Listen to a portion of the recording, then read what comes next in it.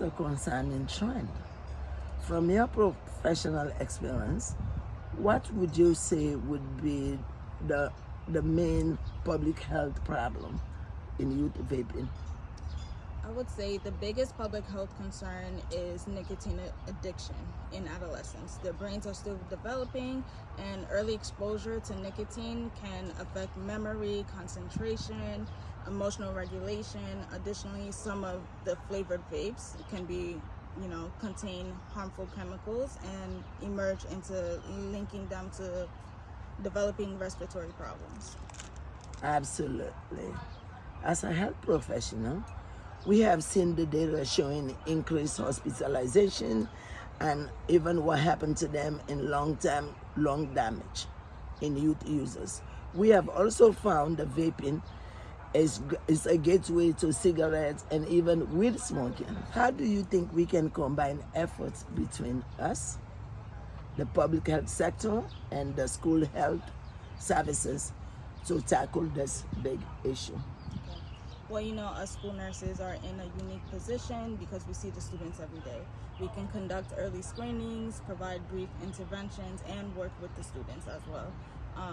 You, public health professionals, can support us by developing culturally relevant educational materials for them to review and just be educated so that we can have some form of comprehensive prevention program. That makes sense. One idea is to co-host a school-wide health education event to collaborate on campaigns to prevent in prevention curriculum. I can ensure you that this would taught during health care classes and reinforced through bulletin boards, parent newsletters, and group sessions. We can strengthen this and allow others to come in, and we can tailor this in the community.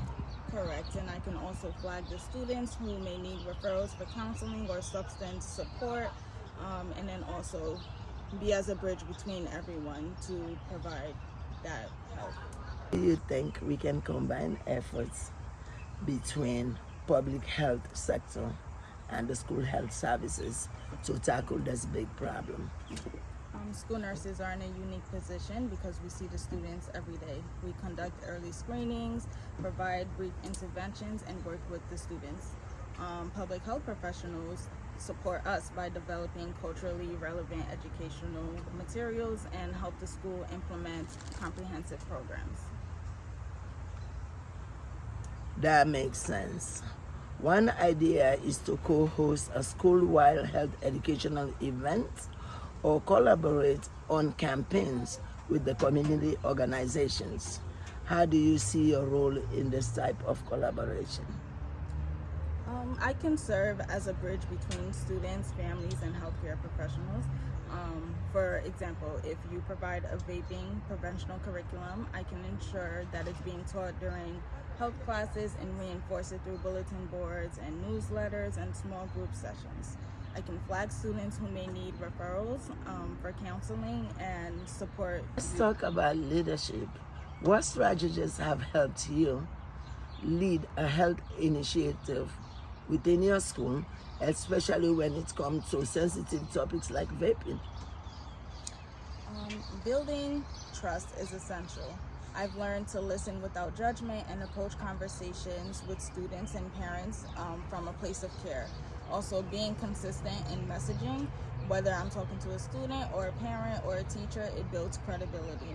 I've also had to advocate for more time during assemblies or ask for funding for prevention posters and materials.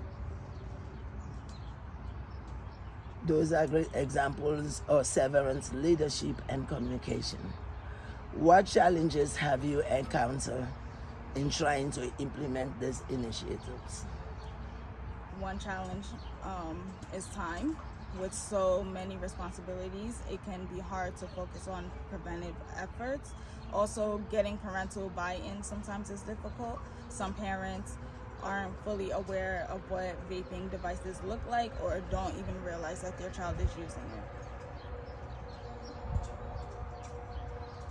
That's a common challenge we have had what opportunities do you think exist for stronger collaboration between the field moving forward?